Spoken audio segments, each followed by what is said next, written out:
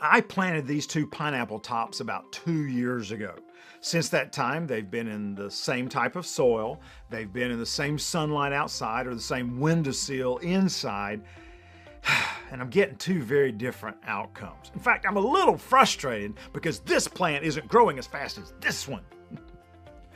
I hear a similar frustration from some of the leaders I coach.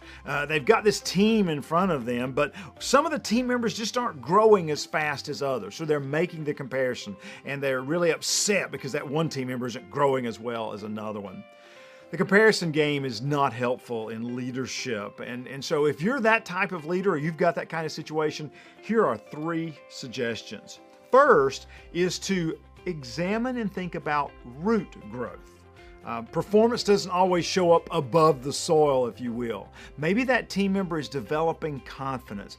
They're better understanding their role. And when it's time, they'll grow more robustly, but just not yet, because they still need more time for that to grow below the surface.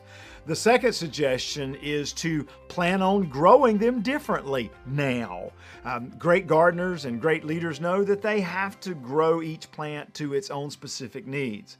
This summer, when I place these 2 plants outside, I'm going to manage this one differently than that one to help this one grow at an optimum rate because it's not right now. I'm going to treat this one differently, and that's okay. Third suggestion I have for you is, instead of making comparison, is to measure progress.